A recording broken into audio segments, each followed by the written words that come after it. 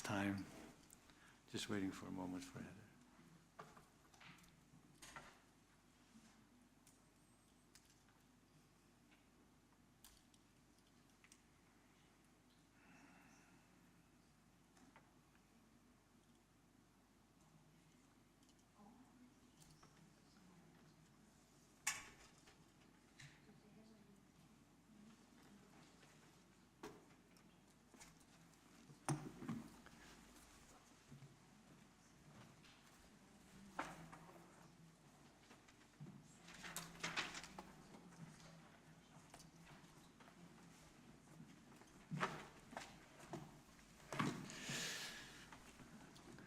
Good morning and welcome to the meeting to Town of Qualicum Beach, and we're holding this meeting on the traditional territories of the Coast Salish people, in particular the Qualicum First Nation. So we have the agenda, and are there any, I'm going to make some changes to the agenda to accommodate Mr. Weir, who has to leave shortly. So the item on 3E would come right after we adopt the agenda. Oh, I'm sorry. Yes, you're right. I'm ahead of myself. Okay, so any changes to the agenda for the open session? All right, then we have the agenda is adopted by consent, and now we have a delegation from the Oceanside Task Force on Homelessness. You have the floor. Come on up. And just use the button at the base of the microphone, Violet. Okay. It should turn green.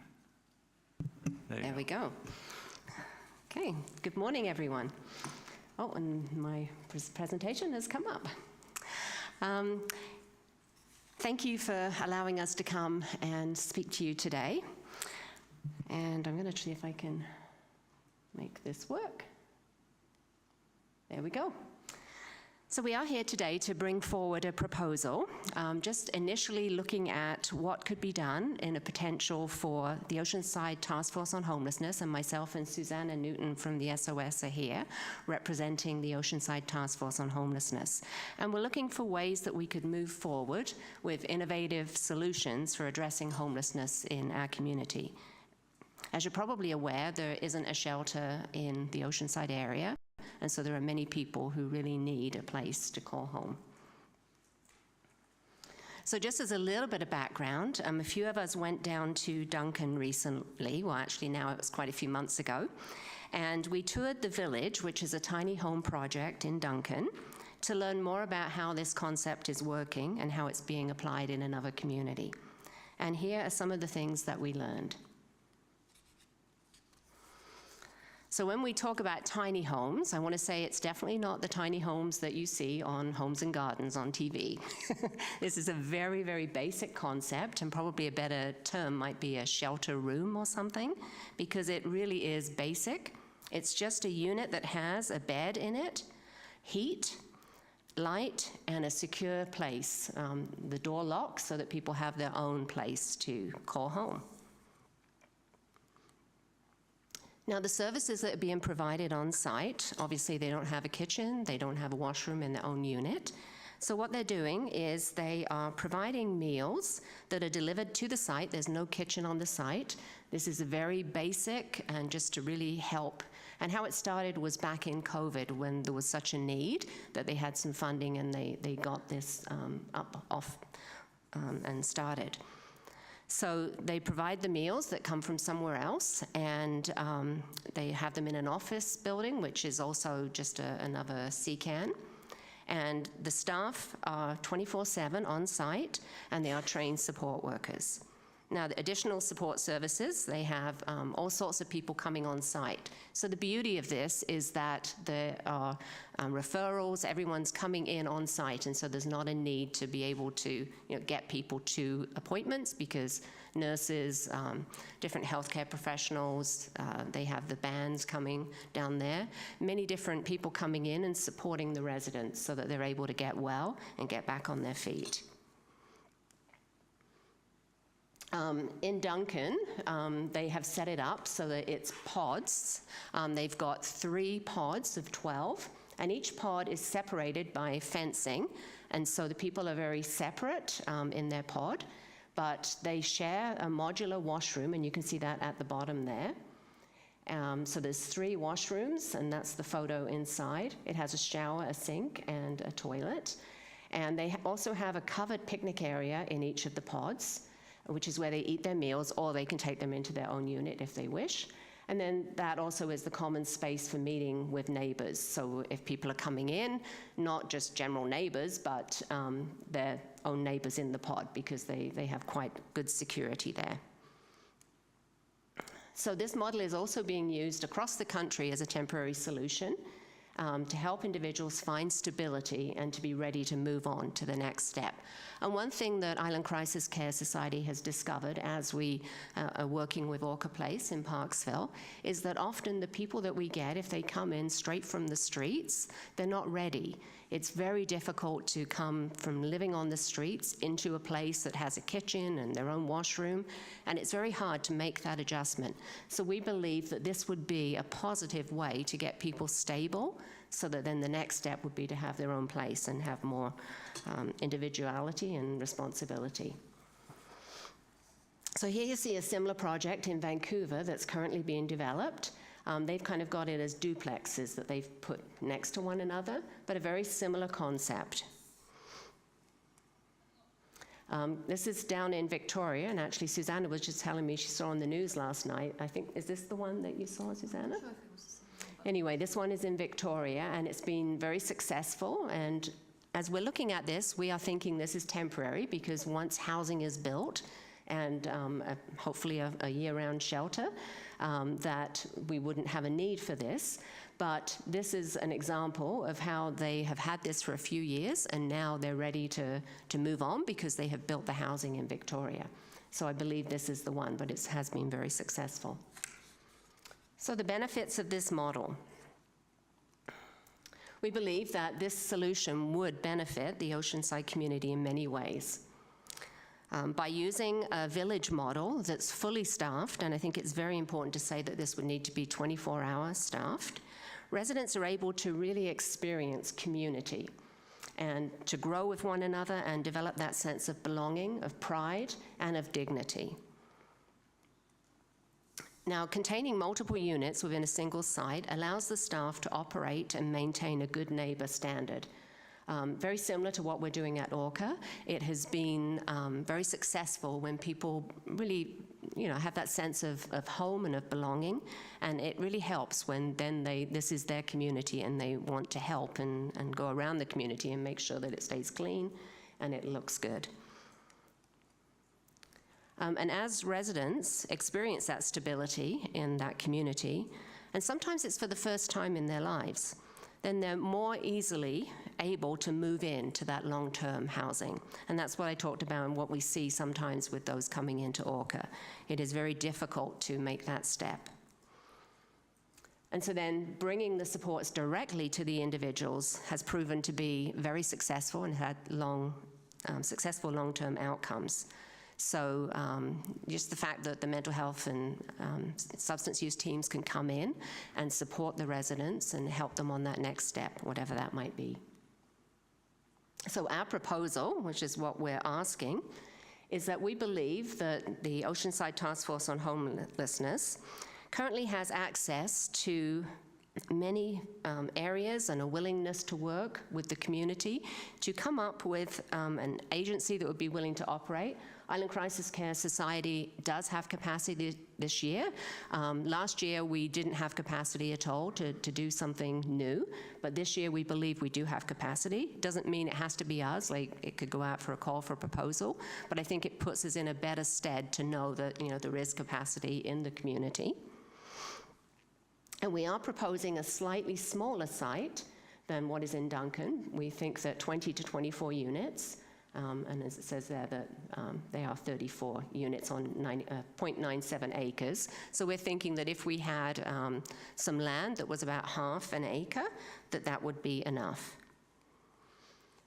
And if we're able to move quickly, we have heard that these units have gone up and been set up in 3 months. So, of course, we need land. That's the big ask of what we're looking for. I'm very confident that, with the great collaboration in the community, that something can be done. I think about Orca, and that was initially, a great collaboration between Qualicum Beach, Parksville, and the regional district.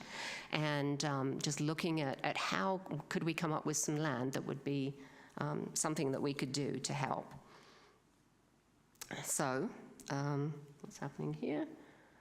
Yeah, so this is what we're looking for, support as we move forward, just to think about what could this be, how could we do this? Is there some land that's available that someone would be willing to help? And as I say, it doesn't need to be permanent. We are looking for temporary land because we believe that this is a temporary solution, because everyone really has a right to have a home that has, their own washroom and their own kitchen.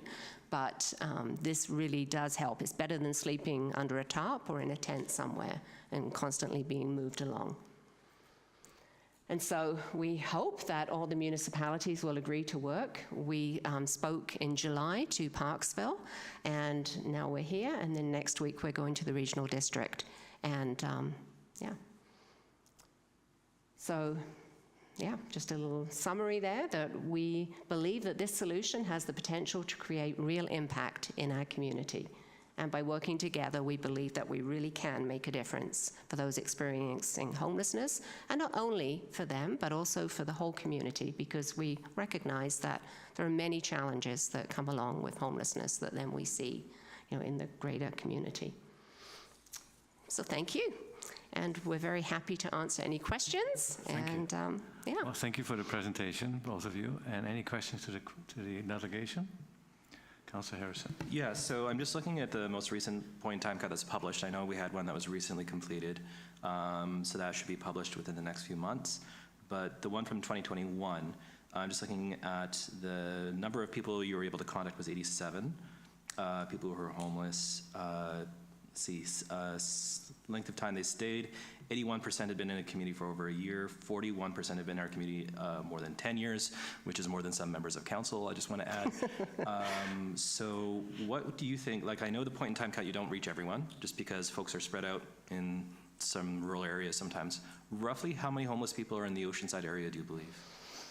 As a ballpark figure. I know you don't have an exact number, but. I have no idea. Do you want to? So, yes, unfortunately, we don't have the numbers from the April count yet. We certainly think it's more than 87, and we know that just from the outreach workers who go out there and connect with these individuals. So I wouldn't want to put a guess, but certainly 87 in 2021, and then some estimates of 300-400 people. So it's somewhere there. Yeah, and I do know that there's earlier point in time counts we've done in the area. I believe in 2015 we were looking at around 40 or 50 odd people that were contacted, and now it's getting up to about 87 as both the number of people increase and also better outreach, better connection with folks. They're more trusting to actually work with you to provide that information. Okay, so I just want to just make clear that there's a very large portion of this population who have been here for quite some time. And I'm had a hard time finding it. I can't find it online right now. There used to be something on the City of Parksville's website, the original point in time count before BC Housing started doing it. We did one in the area. And I believe each community, you could see the percentage of where the last residence was for the people who responded. And I think that's a very interesting statistic, that every community, I think in our area, was over 10%. So it's not like any community is not part of creating some of this issue that we're dealing with. Thank you. Councillor Young. I'm just wondering, when you're saying that you're going to talk to Parksville and the RDN, are you proposing one joint collaborative unit set up, or 3 different ones in each area? Yeah, I mean, I think we're proposing one. We'd be happy with one. Where it could be, I think it could be anywhere in the community. But it would be great if there was collaboration, if there was land that needed to be purchased, if there was land that could be used that someone had that, was willing to offer it. But I mean, any collaboration and support is very, very helpful. Yeah. And then is it in your budget to also have, when you say supervising personnel and that, will that also include an extra police officer to look after some other issues, or? No, I think that you can actually say that crime in the area will go down. When we listened to the statistics in Duncan, I think it was 18% that they told us that in that immediate area, and they're right off of the highway, if you know Trunk Road, and then there's a Salvation Army on the corner. If you turn left to go to Maple Bay, they're right behind there. It's a very central location. And they said that, 18%, that the crime went down 18% in the community. And they actually had stories of people who had started a big petition, and they were so against, they had hundreds of signatures against the proposal when it started, and they actually had people come back to them and say, we're sorry, it has worked and it's been successful.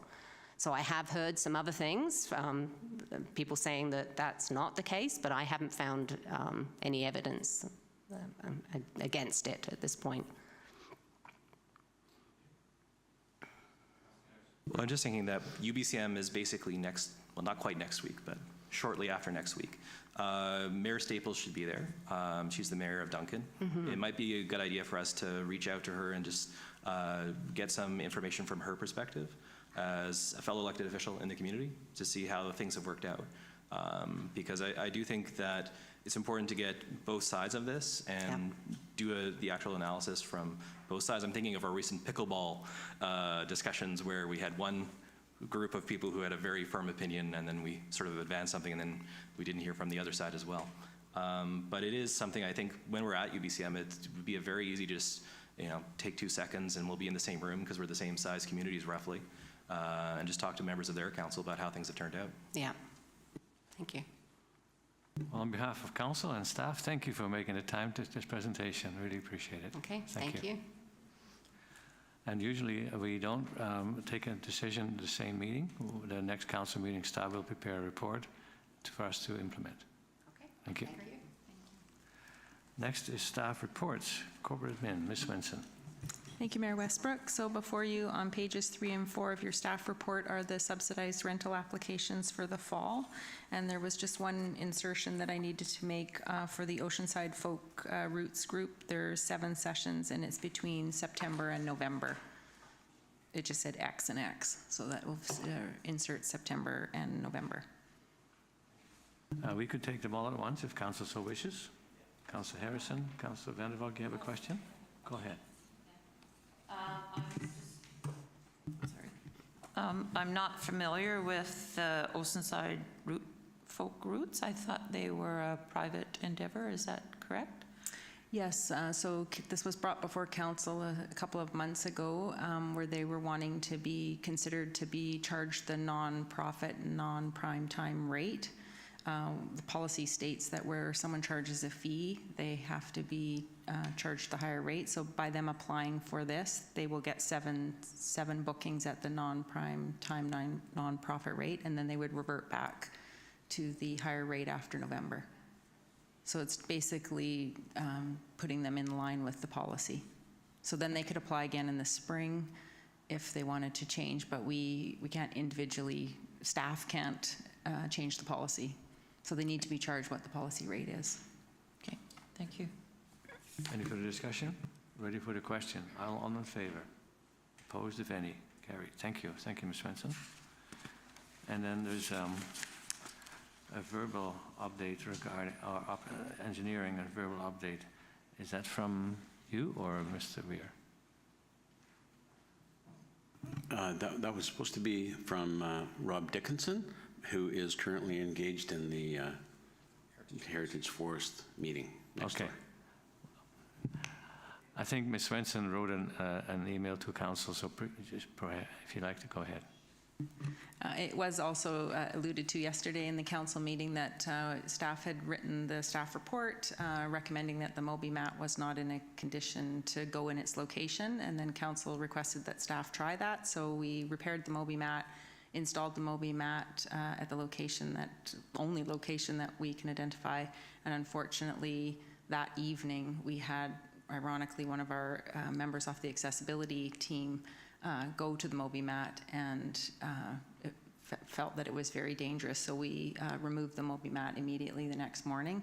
So what happens is the tide coming in and out, it creates pockets under the mat that you can't see. So when she was walking along the mat dropped like 1.5 feet. Fortunately, she was an able-bodied person, but had someone have been in a wheelchair or something, they could have been seriously injured. And so we reviewed the next day with operations to look, is there something that we could do? And there just isn't in that location. So it was, for safety reasons, we removed the mat. And that was a council direction to try it one more time, and if it didn't work, then don't wait for another council meeting and people get injured, remove it. So you did the right thing. Thank you. My question about the, this is not necessarily related to the Mobi mat, but to help people with disabilities to enjoy the beach. With this trail rider that we looked into yesterday, it has a large, almost like a wheelbarrow-sized tire.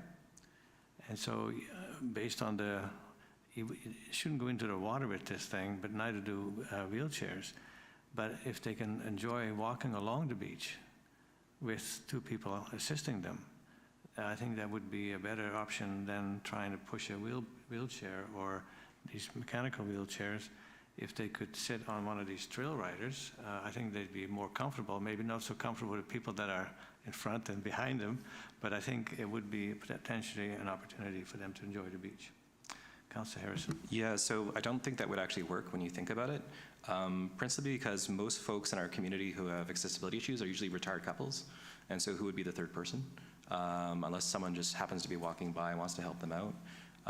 The other issue too is that the foreshore is a little bit tricky to walk on the rocks at the best of times. And then if you're pulling someone behind you, I just have an image of someone actually tripping and falling, trying to help someone not trip and fall. So I think the third problem with that is that it's one piece of equipment. So what happens if two people with mobility issues show up? Does the one person wait half an hour for the other person to enjoy the public access? I do think that, I had some initial conversations with staff about if we could erect something that's in theory temporary to work with the wildlife management area, there would be a fixed cost to that, which is something we'd have to account for and budget for, and it probably isn't going to be an immediate solution. But if we work with the province on that, highlight the need for accessibility. The next door MLA, Sheila Malcolmson, is the responsible deputy minister for accessibility now, so someone who we know quite well. I think that looking at it as something that's a more permanent solution that allows access for everyone, and then the Mobi mat isn't on unstable ground, so you don't have that trip hazard, which has been identified as staff rightly. Like, it was the right decision to pull it. I think that's something that might work at a relatively low cost, and then we don't have those same issues with some of the safety issues, certainly, and perhaps even some of the maintenance issues. But that would also be something where it might take some time to actually implement, because we'd need the approval of the provincial government. But I do think that some of these things that, I know someone posted a picture of a wheelchair going into a lake and say, wouldn't this be lovely? And obviously, as you mentioned, the salt water erodes everything really quickly. But I think the trail rider for trails is a great idea because it's a relatively even ground. But on the uneven rocks, I just think that it's going to be a chance someone could get hurt. And the best way to deal with that for folks who have accessibility issues is to just put the rocks out of the equation altogether. Similar to using the trail rider, people would have to schedule, just like you say, what if two people want it? You schedule, and you bring two friends or two family members. I've seen people who actually go up in the mountains because two friends volunteer to take them up there. So when the tide is out and it's a nice sandy beach, it's just getting across the few feet of pebbles, and then they could enjoy the ride. I'm not sure. I'll leave that with the people who want to use this. And if they can find a way and find two friends or family members who are willing to go with them, I think we should allow that for that opportunity and schedule, of course. So that's all we need for the Mobi mat. We'll go ahead, Councillor Van der Valk. Yeah, I think also the fact that Q's and the residents are working together, and they're also looking at insurance and liability and those kinds of things. So it wouldn't be, that wouldn't be, to my understanding, the responsibility of the town, for one thing. It would not be the town that's loaning it out. So it would be separate from that. And definitely not going to be one person waiting for another person. You will have to sign up, rent or borrow it, and then bring it back. So I think there might be possibilities there, but we would have to talk it over with the proponents of the trail rider. Of course, thank you. Councillor Harrison. I just want to point out too, though, that when you're legally responsible for the premises, people will throw lawsuits left and right. Would we be liable? Probably not. But I think it invites a conversation that technically we're not legally liable, so it's okay if people get hurt, is not really a good look for a local government. So I'd actually just rather just make a motion from this, if I could, that staff present a report on possible options to restore service at a future council meeting. Just gives us staff an opportunity to provide the different options, the pluses and minuses of that, and it's a future council meeting, so it's not a definitive date. Ms. Varela. Your Worship, respectfully, as you can see from the conversation at the dais, it actually is probably a bit more of a complex matter, and so for staff to have the time to dig in, perhaps I could suggest that council would refer that to strategic planning and or budget, whichever process is more appropriate coming up this fall. So that notice of motion, if you would turn it into a referral to the strategic planning, I think that would be helpful. Well, I don't think the strategic planning is the same report that has to be generated at the end of the day. Whether it's done in the process of strategic planning, it's still a staff report, right? So it's not whether or not we think the service should be resumed. There seems to be will in council to have the service in a way that's relatively low cost. So if the report is just issued 4 months from now, then so be it. But I think it's just because there's no timeline on when the report's due, it has the same effect. All right. Write your notice of motion to staff, and then we'll deal with it. Thank you. Any other comments? Then we'll go into a motion to close, and it's identified under what categories. So a motion to go in camera, Councillor Van der Valk, Councillor Skipsey. All in favor? Opposed? Motion carried. Thank you. So we'll take a few-minute recess and clear the gallery. Your timing was perfect, Mr. Dickinson. Perfectly bad. No, it was fine. We just tied up the committee